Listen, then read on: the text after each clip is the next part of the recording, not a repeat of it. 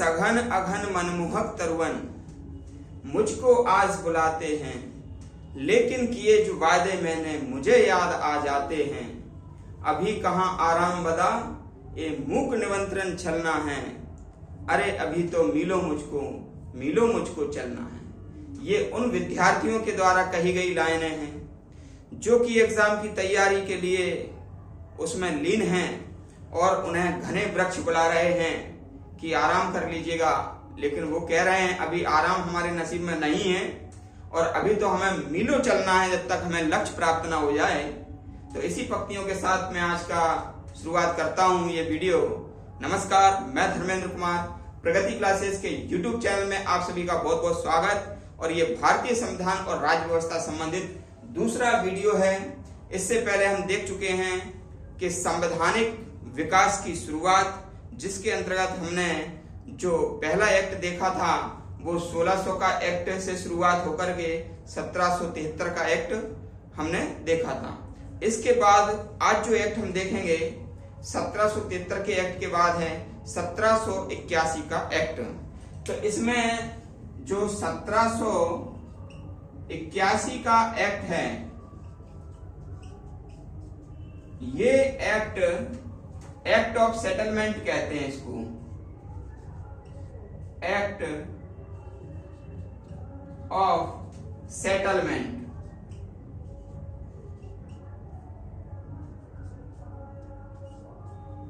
इसे act of settlement कहा जाता है क्योंकि जो 1773 का एक्ट था उसमें जो भी त्रुटियां हुई हैं, जो भी गलतियां हुई हैं, उसको सेटलमेंट करने से संबंधित है, उनकी त्रुटियों को दूर करने से संबंधित ये एक्ट ऑफ सेटलमेंट है। और इसके तहत ये नियम बनाया गया था कि कलकत्ता का जो गवर्नर होगा वह बंगाल, बिहार और उड़ीसा के लिए भी विधि बनाएगा। तो इसमें जो प्रावधान किया गया था वो जो प्रावधान है इस एक्ट के द्वारा कलकत्ता के गवर्नर को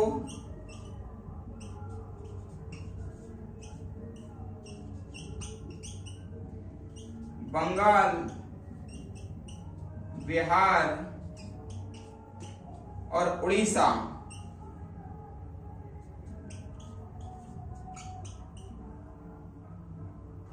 के लिए विधि बनाने का अधिकार दिया गया, बनाने का अधिकार दिया गया। ठीक है, ये नियम किया गया था। दूसरा इसमें क्या नियम था, इस एक्ट के द्वारा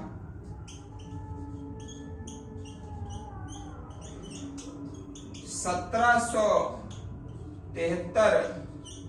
के एक्ट की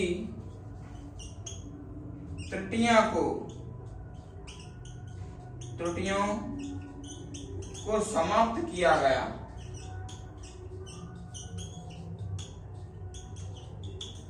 ठीक है, ये दोनों चीजें 1781 के एक्ट में ये प्रावधान किया गया। इसको बस इतना ही याद रख लेना। 1700 एक क्वेश्चन आएगा कि किस एक्ट को एक्ट ऑफ सेटलमेंट कहते हैं, तो 1781 के एक्ट को एक्ट ऑफ सेटलमेंट कहा जाता है। और इस एक्ट में क्या प्रावधान किया गया था, तो प्रावधान आपको सीधा सीधा पता है कि 1773 के एक्ट के दोषों को दूर करना, प्लस कलकत्ता के गवर्नर को बंगाल, बिहार और उड़ीसा, यानी कि आप लिख सकते हैं बम्बी उड़ी के लिए विधि बनाने का अधिकार दिया गया था। ठीक है, बंगाल, बिहार और उड़ीसा से के लिए विधि बनाने का अधिकार दिया गया था। तो ये हमारा एक्ट ऑफ सेटलमेंट था।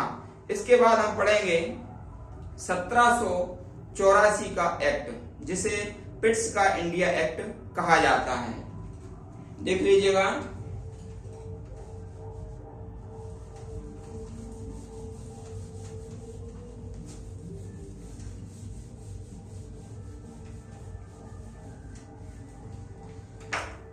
(1784) का एक्ट,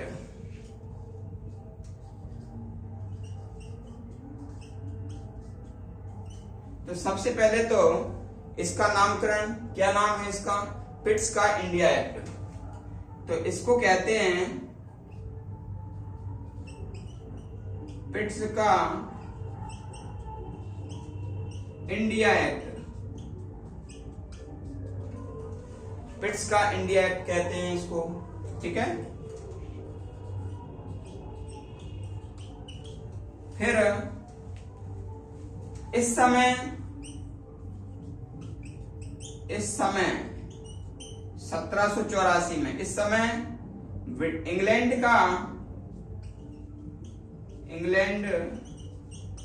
का के पीएम, प्रधानमंत्री पीट द यंगर थे। ये आपका एक नया क्वेश्चन बनेगा कि 1784 का एक्ट के समय ब्रिटेन या इंग्लैंड के पीएम कौन थे? तो उस समय पीएम थे पीट द यंगर। तो इसमें कुछ आपको याद नहीं करना है। ये पिट्स का इंडिया एक्ट है, तो यहाँ पर छोटी पी है, तो यहाँ पर क्या हो जाएगी? बड़ी पी याद हो जाएगी। तो पिट्स और यहाँ पर पीट, यहाँ पर देखो पिट, यहाँ पर पीट, तो पीट द यंगर आपका निशान लग जाएगा, ठीक है। अब इस एक्ट में क्या क्या प्रावधान किए गए हैं?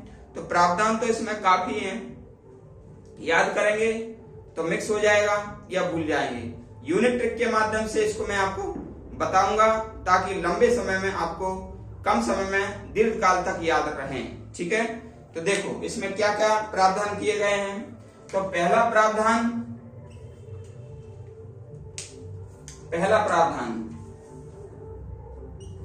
ठीक, सबसे पहले क्रमांक डाल रहा हूं, फिर दूसरा प्रावधान, ठीक है, फिर तीसरा प्रावधान,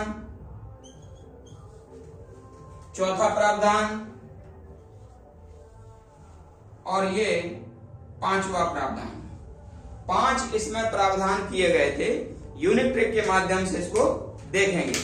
तो देखो पहला प्रावधान ये था कि जो 1773 का जो एक्ट है उसको कहते हैं नियामक एक्ट, ठीक है।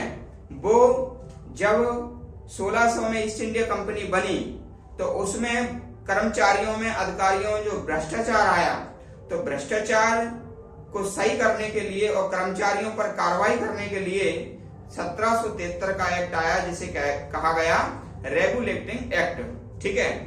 फिर 1773 में जो कार्य हुआ उसमें जो दोष आए, उन दोषों को दूर करने के लिए एक एक्ट लाया गया, 1781 का एक्ट। उस एक्ट को कहते हैं एक्ट ऑफ सेटलमेंट। उसमें उसकी त्रुटियों को दूर किया गया है। फिर 81 के बाद जो 84 में जो आया, 1784 में, उसे कहा गया पिट्स का इंडिया एक्ट।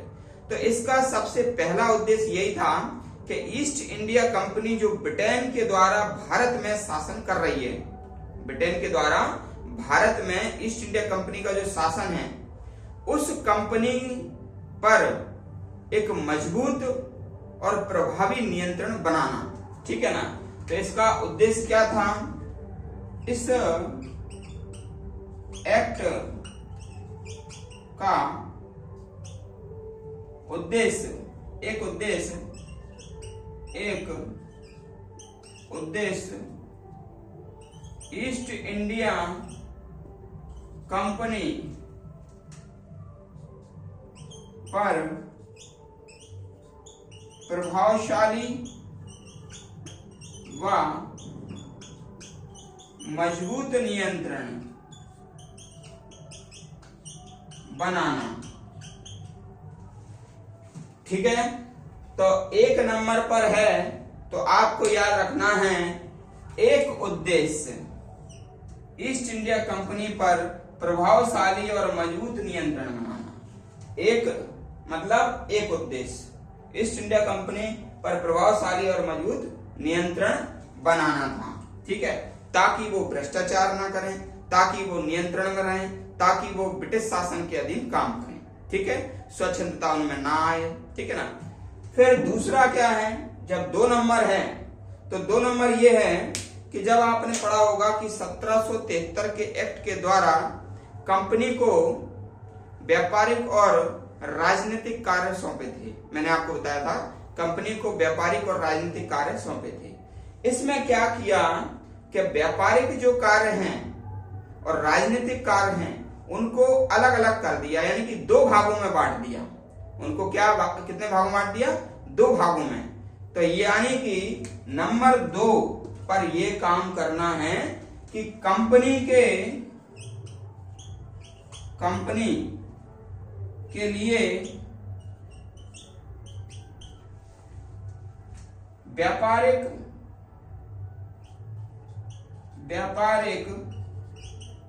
व राजनीतिक कार्य को 2 भागों में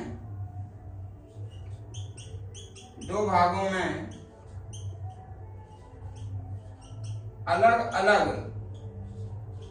बांट दिया गया। ठीक है, यानी कि 2 नंबर पर आप पढ़ रहे हैं तो आपको याद करना है कि 2 भागों में बांट दिया। क्या कार्य, कंपनी के जो कार्य थे वो 2 भागों में, यहाँ पर भी 2 और यहाँ पर भी 2 भागों में बांट दिए। कौन सा था? एक व्यापारिक काम था, एक राजनीतिक काम था। और यदि आप भूल जाए तो रा भी याद रख लेना, रा से राजनीतिक और बा से व्यापारिक। ठीक है ना।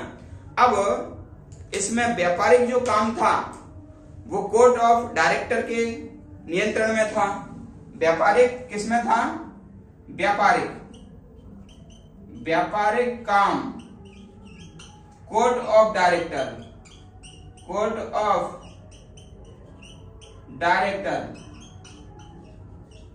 ठीक है, और जो राजनीतिक था,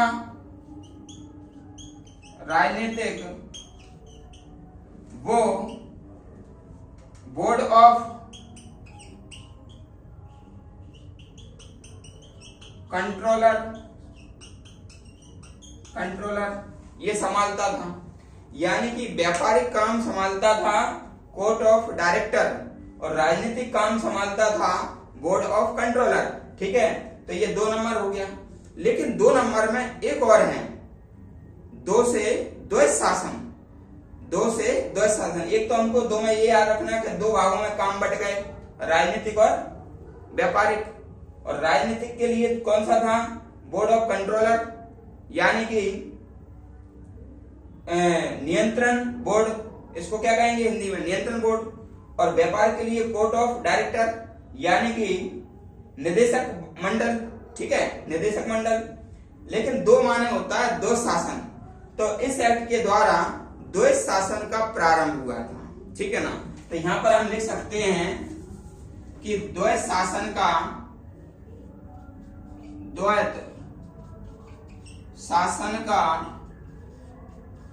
प्रारंभ हुआ था। ठीक है, अब द्वैत शासन का कैसे प्रारंभ हुआ था? एक तो कंपनी के द्वारा शासन हुआ था शुरुआत, और एक संसदीय बोर्ड के द्वारा शासन। यानी कि शासन जो भारत में जो शासन हो रहा था, तो एक तो हो रहा था किसके द्वारा? ईस्ट इंडिया कंपनी के द्वारा, और दूसरा किसके द्वारा हो रहा था? संसदीय बोर्ड के द्वारा। शासन। तो शासन कैसा हो गया? द्वैत शासन। ठीक है, तो 2 नंबर पर हमको 2 चीज रखना है। एक तो 2 भागों में काम बट गए, व्यापारिक और राजनीतिक, और 2 माने यानी कि द्वैत शासन का प्रारंभ हुआ था 1784 के एक्ट के द्वारा। और नंबर 1 पर हमने कहा था एक उद्देश्य था कि ईस्ट इंडिया कंपनी पर प्रभावी और मजबूत नियंत्रण। जब यूनिटी रहेगी संसद में, ब्रिटिश संसद में एकता रहेगी तो एक प्रभावशाली मजबूत नियंत्रण हो जाएगा। और 2 नंबर पर यानी कि 2 भागों में बांट दिया इनके कामों को, ताकि निरीक्षण अच्छे से हो जाए। और शासन भी 2 तरह से चालू हो गया, एक कंपनी के द्वारा, ईस्ट इंडिया कंपनी के द्वारा, और दूसरा संसदीय बोर्ड के द्वारा। ठीक है। नंबर 3 पर, इसमें नंबर 3 पर आप याद रखेंगे, नंबर 3 पर है कि जो गवर्नर व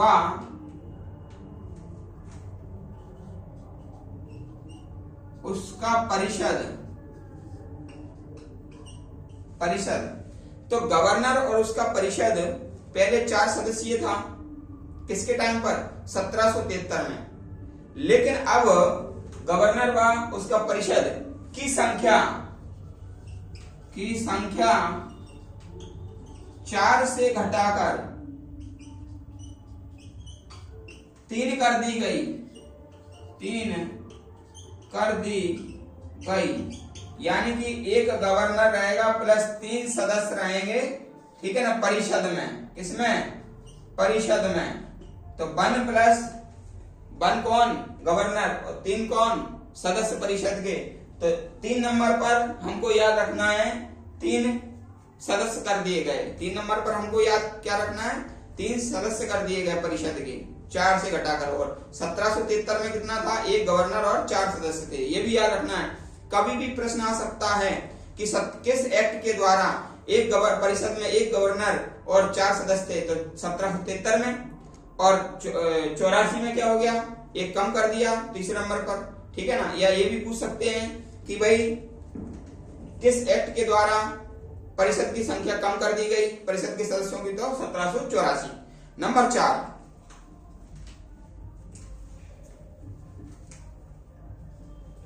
ठीक है। नंबर 4 में क्या है कि जो आपका नियंत्रण बोर्ड है, नियंत्रण बोर्ड,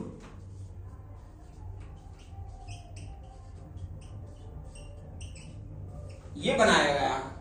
पर नियंत्रण बोर्ड बनाया गया इंग्लैंड सरकार का, ये सरकारी विभाग था। इंग्लैंड सरकार का ये सरकारी विभाग था। तो हम कह सकते हैं इंग्लैंड सरकार का, इंग्लैंड सरकार का सरकारी विभाग। 6 सदस्य थे, 6 सदस्य थे इसमें। एक था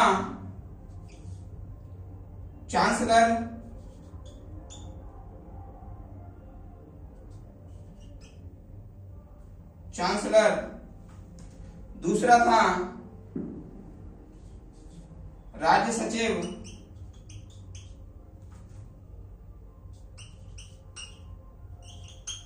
और 4 सदस्य थे प्रीवी काउंसिल के 4 सदस्य थे। ये चांसलर ऑफ स्क्लेचर है, चांसलर ऑफ स्क्लेचर।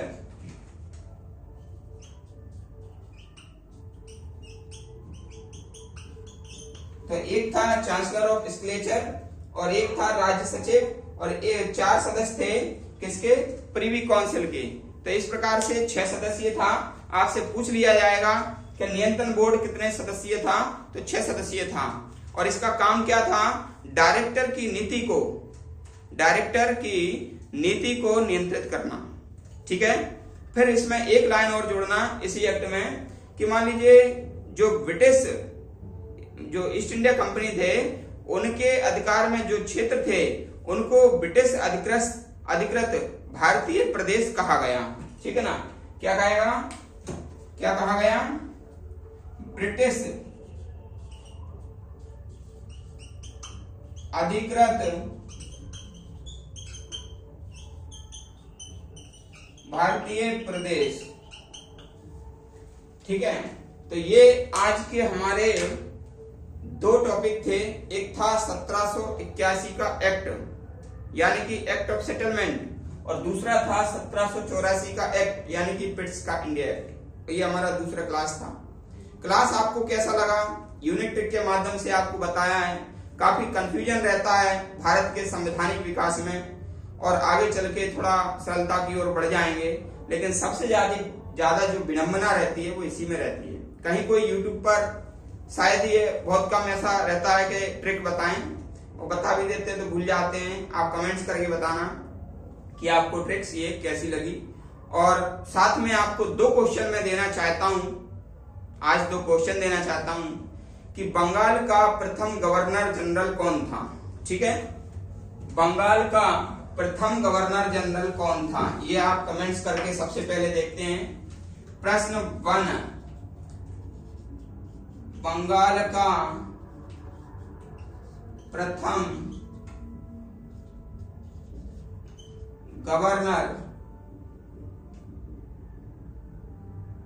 जनरल कौन था? ठीक है, और साथ में एक क्वेश्चन और देना चाहता हूं कि जो 1773 के एक्ट के तहत जो सर्वोच्च न्यायालय बना था कलकत्ता में, उसके 4 सदस्य थे, एक एलिजा इम्पे थे। उन 3 न्यायाधीशों के नाम क्या थे? तो उन 3 न्यायाधीशों के नाम भी आपको बताना है। ठीक है, 3 न्यायाधीश के नाम बताना है। आप कमेंट्स करके बताइए सबसे पहले किसके कमेंट्स आते हैं। वीडियो आपको कैसा लगा आप ये भी कमेंट्स करके बताइए। वीडियो को अधिक से अधिक शेयर करें, यूनिक ट्रिक के माध्यम से बनाए जाते हैं। जो व्यक्ति नए हैं वो चैनल को सब्सक्राइब करें, वीडियो रेगुलर आते रहेंगे। सभी का बहुत बहुत धन्यवाद।